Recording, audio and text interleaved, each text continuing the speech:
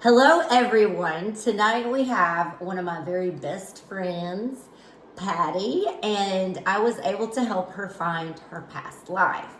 Now, I noticed I haven't been able to do this for a lot of people. I kind of had to know someone for a long time, and Patty has done a bunch of research on her own family, and she's actually reflected on her childhood a lot and done all of that personal reflection that's necessary.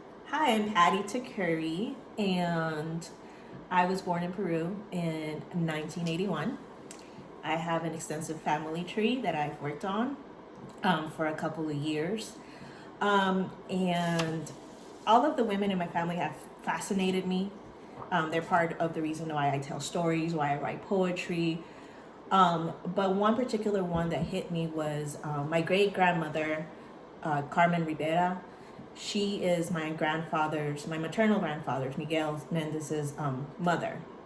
Her story always fascinated me because she lived until from 1893 to 1916, and she died in a fire. She led a very unconventional life. She had 2 kids out of wedlock, which was like a big no-no when she was in back in those days in the Victorian age. And she was also like of a higher class in Peru. Well, let's talk about how you found this. So, Patty and Patty is not a cigarette smoker, so there wasn't too many opportunities for me to see her struggle with a lighter. But a few times that I did, I was like, oh, that's interesting. And I would always have to light things for her. And I never really put it together. I was like, something's up. And then one day I thought, do you know anybody in your family that died in a house fire? Because you have such a phobia of fires. And she immediately thought, yes, I have already had this long-standing interest in my Aunt Carmen. So actually the interest predated even thinking about past lives, right? Oh, yes.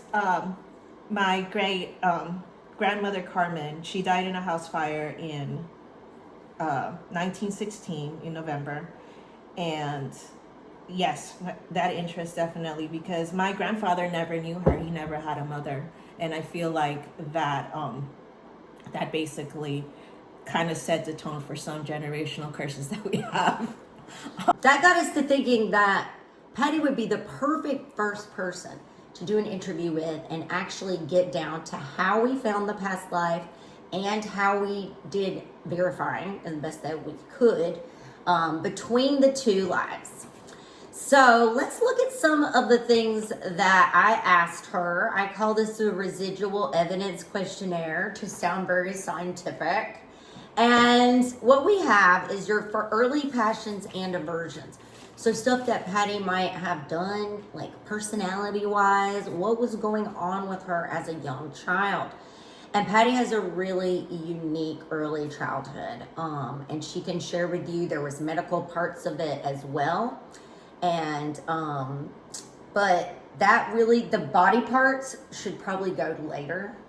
But the passions and aversions, anything that might have related to another time period as well.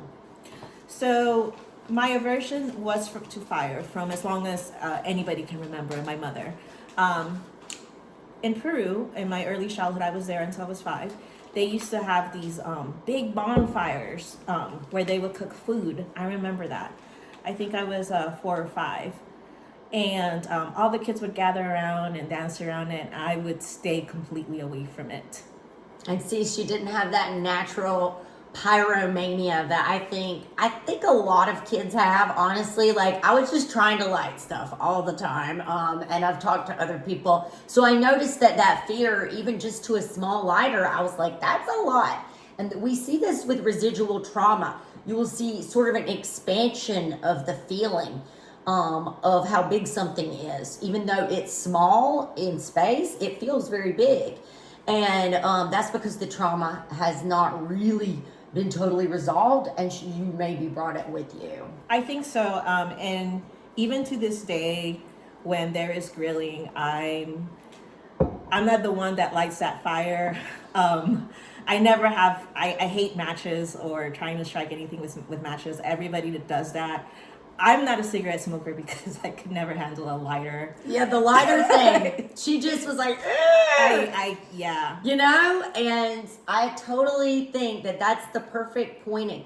There was a couple of other things about her personality when she was young that seemed a little old. Can you tell us a bit about that? My mom said that I never fit in to places. Part of that was medical trauma, but always also because I was just very imaginative. I was a weird kid, an odd kid, a quiet kid, except when it came to grown-ups. I would have grown-up conversations with people. I would have my own opinions. My aunt would call me like a busybody, one of my aunts, but then my other aunts loved me because I had 5 other aunts or 4 other aunts aside from that one. And they would they didn't care if they were having conversations, and they would ask me for my opinion just because they thought it was funny that such a little kid could have such a big mouth, I guess, a big opinion. Yes, she would say uncanny things that were just like, okay, like adult opinions about situations, and she was quite nosy. And I think that as kids, usually we don't care like who divorced who and stuff like that. So I'm sure that was really kind of funny to them. So the birth order, I do think is important here. Patty was the baby, and there was a bit of a break. And would you say the same thing happened for Carmen? Yes. Okay. One thing that we just discovered is so I was a baby, and my mom lost a child in between my oldest sister and my brother, and because of that, my parents were very overprotective of me, and Carmen, when we were looking at her stuff, True. She was a baby, and we noticed that her parents also lost children. So we imagined that she kind of had like the same protective upbringing. A lot of echoes is what I call it. So like it seems like almost the same childhood is repeated in some ways, or some strong elements of that last life. Do you have any natural abilities that no one taught you, or did you have any strong urges in life that are unaccounted for? I was a little bit of the black sheep of the family because I had children young. I had a child young, just like Carmen. She had 2 kids out of wedlock. I had 2 kids while I was not married. And what I want to say is, now that I'm thinking about it, perhaps we were rebellious because we were overprotected. True. Fighting back against that just helicopter, like, is she gonna, break? Yes, Type. definitely. I could totally see that. And would you say that Carmen experienced a type of isolation from having these kids out of wedlock at this time? Probably. And I experienced the same thing when I had my oldest child as well. I felt very isolated. It was like I was repeating this hard life that I didn't necessarily have to, because I had 2 loving parents, I had a working class, middle class kind of childhood as well. I didn't have to rebel, but somehow I did. Mm-hmm. And that was very strange because my siblings weren't like this. They were very like straight laced, got good grades, did everything by the book. I didn't. True. You were more like her in some other ways too. Like, weren't you the most fair complected? Yes. And then Carmen was also very fair, and her child Julio. Now, this relationship between Julio, and there's some similarities between Patty's experience and these 2 boys that she had, that she they had in a specific order, and there were some birthday connections that were really unique. Yes, so me and my middle child share a birthday, and then which is weird to me anyways, like, and then my Carmen shares a birthday with her first child. She was born July 15th and he was born July 16th. Yeah, we thought that was close enough. That's still very unique. Not a lot of people have that exactness. And also the fairness. Patty has another child that's not fair, that's dark. And this child sort of sets apart from Carmen's experience. And the two that were born of this line together, they sort of reflect some similarities, right? Yes, yes. So one thing is that Carmen named my grandfather Miguel, and then I was hooked on this name, and I have other girl cousins, my sister, who have had boys, and they could all name their children Miguel at any point. My first child, I was young and I named his middle name is Miguel, but that's another one.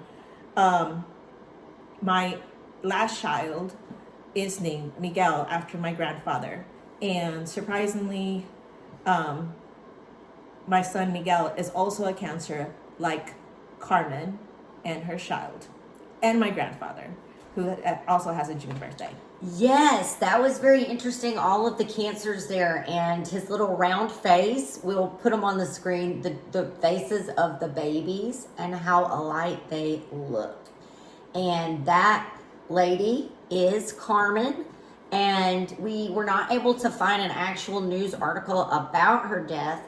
We do know how her son died, though. And this has exacerbated in a different trauma for Patty that she felt in her soul for no actual traumatic reason, right? You never had like a terrible auto thing, right? Always been a thing with me since I was a child. I've always, for some reason, I remember that, but driving was really hard for me. Driving was just even learning to drive. So one thing is that Carmen's son, Julio, he died in a car crash when he was, I don't know, in 1940. So he was very young. I don't think he was even 40. No, yeah, he was in his 20s. I don't know. So he was also young.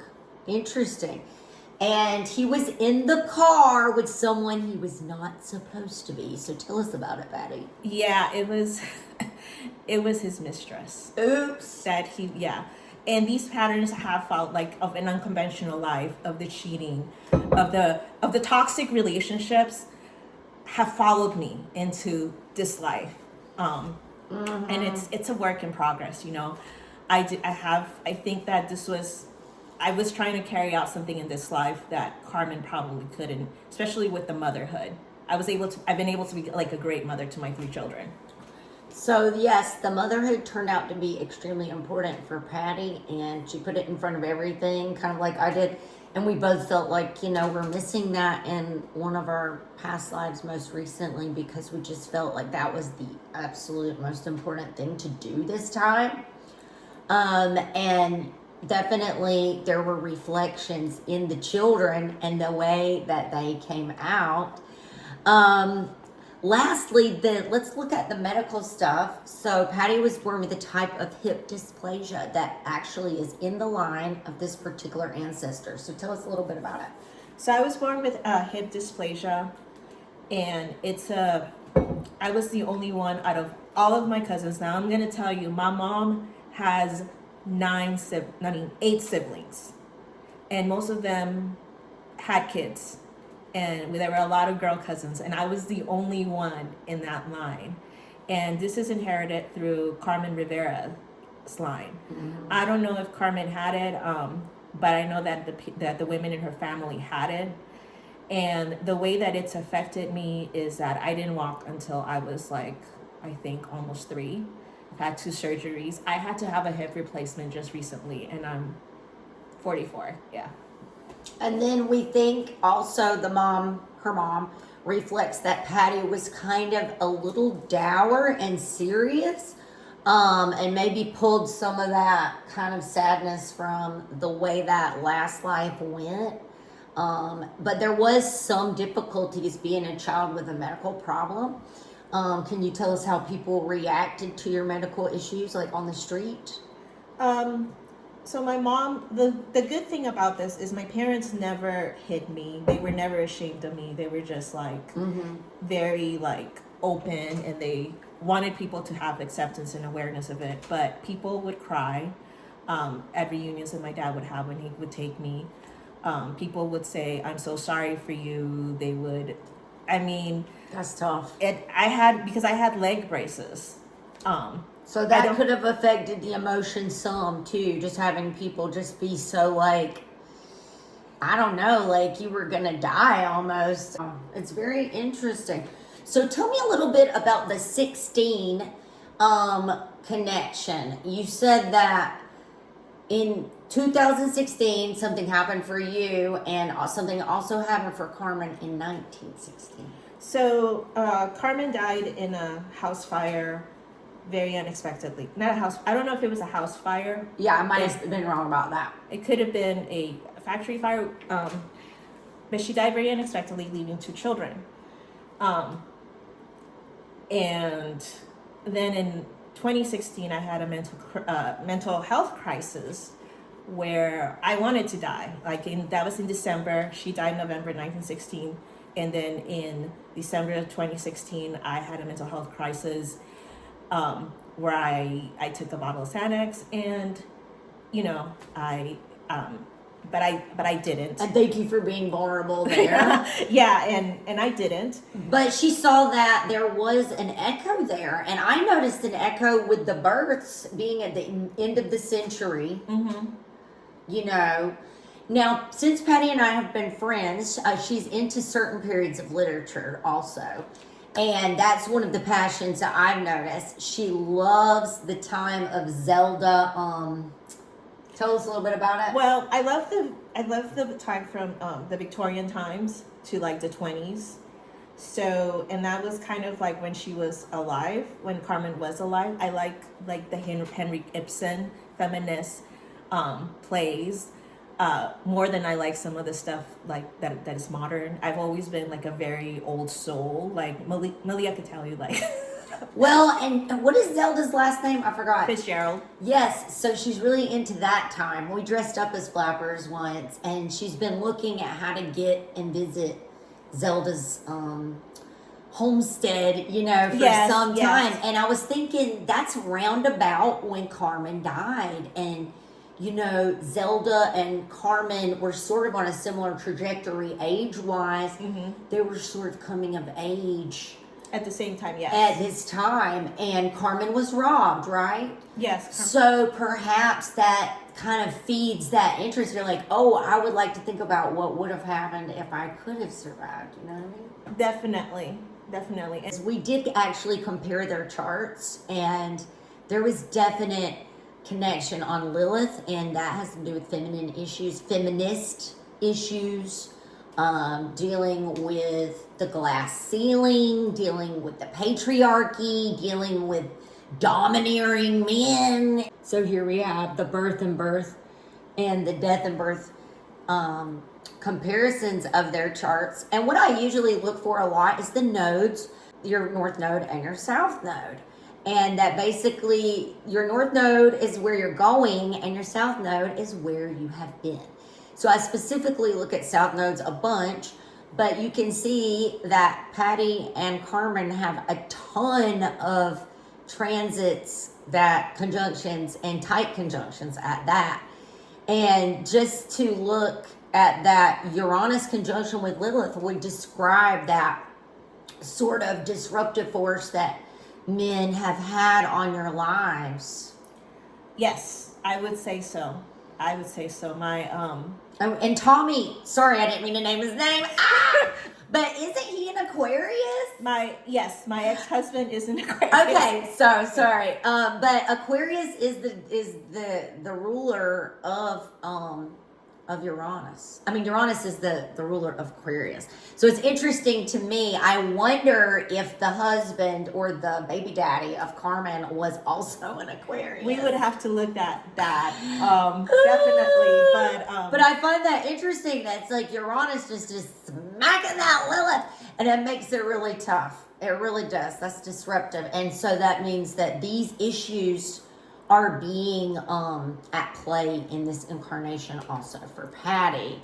And this can even happen at work or other places. It doesn't mean just at home. The blue eyes. Tell us a bit about the blue eyes. The what? Blue eyes. Oh, the blue eyes. Okay. So, Malia has mentioned that out of my siblings, we're three, I am the fairer one, and I'm also I also have two children. I married a white man from Gainesville, and they both have my two youngest kids were born with blue eyes and blonde hair. So just like Carmen also had blue eyes, they said. yeah, and her son Julio also had blue eyes. And he is very white looking. Here's a picture of Julio. So looking at these charts as well, we have Pluto is at play a bunch with death and, transformation. Specifically the area that Patty, the Uranus connection with Lilith is in Scorpio, which involves sex and taboos. And it sounds like that has been an issue ongoing between these generations, right? Oh, definitely. Infidelity and stuff like that. And so that makes total sense. That's in Scorpio. In the death to birth chart, we see even more things, but it still relates to your Pluto connections, your North Node connections. It looks like both Uranuses are conjunct both suns.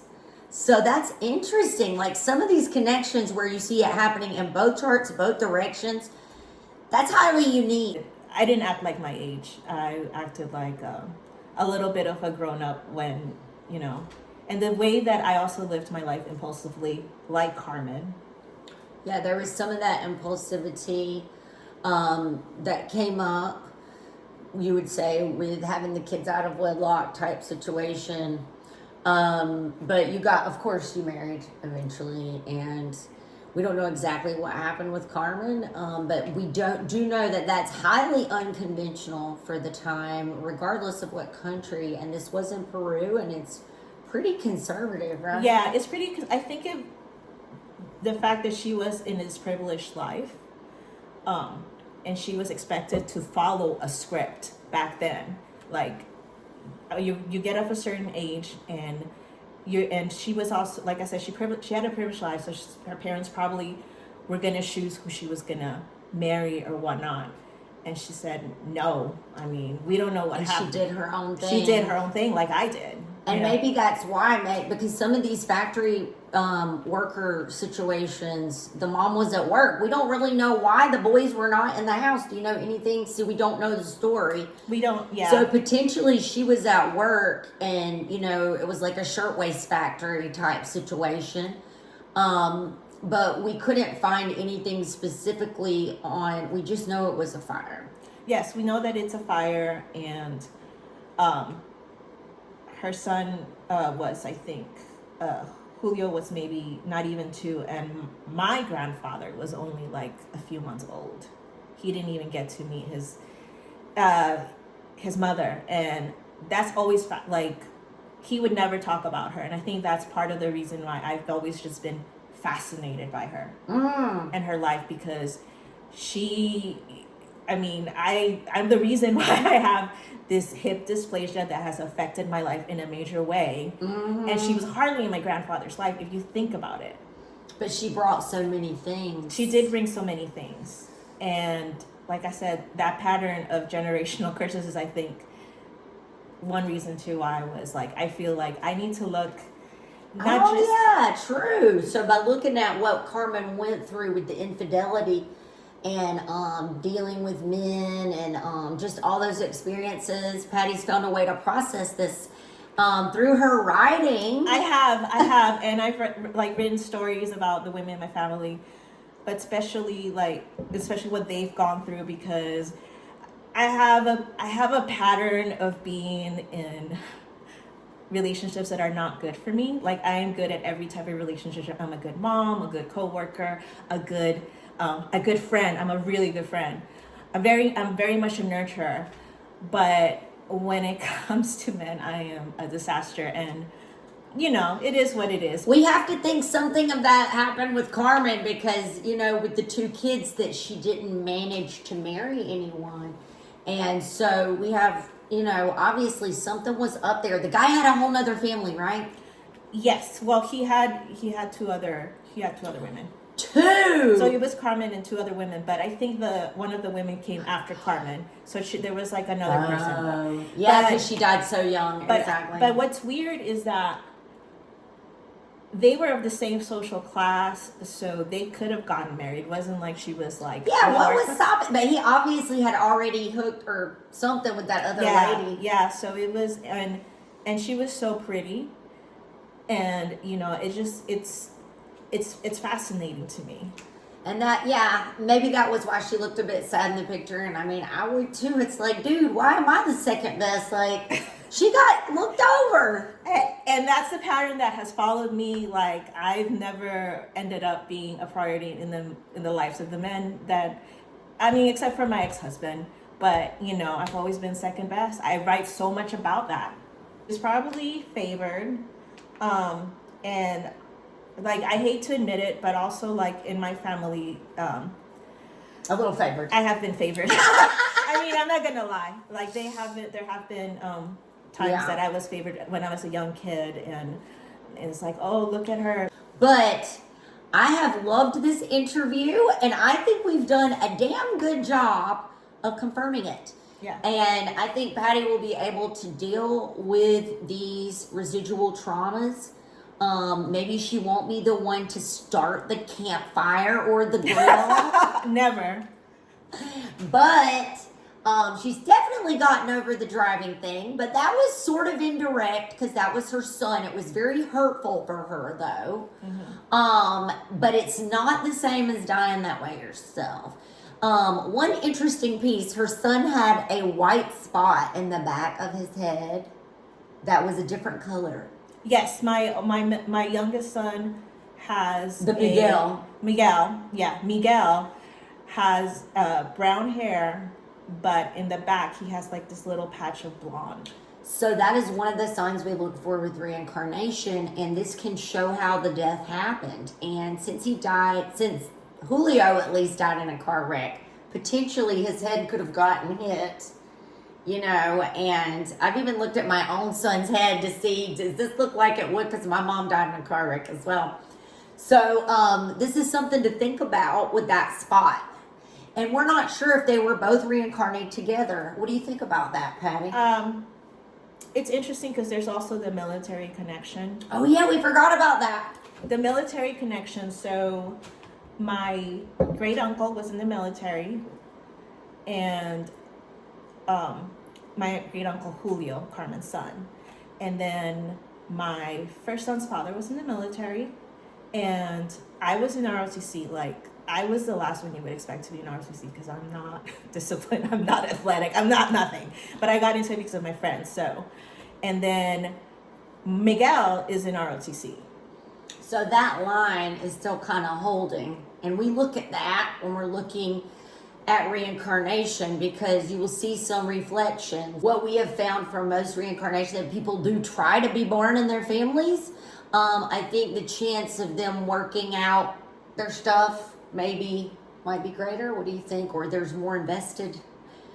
What do you think about it, Patty? I think that it is greater to work out. Because that's your family. It is my family. And I feel like we have done a great job in connecting these two lives.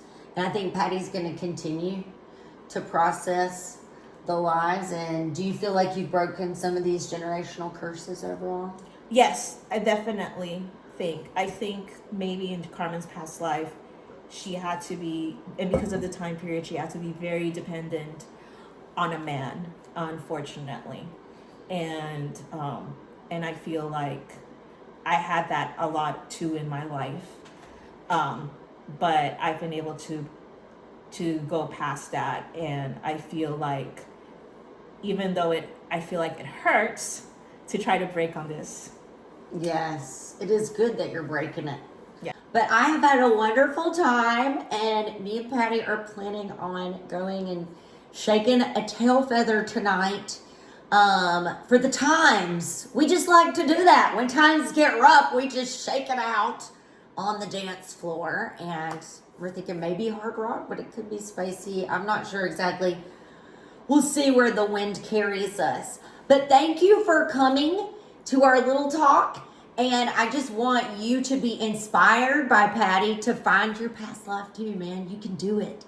And it's not always going to be your genealogy, but in many cases it is. And there were so many signs for her. And you can find these signs as well. So thank you for coming, Patty.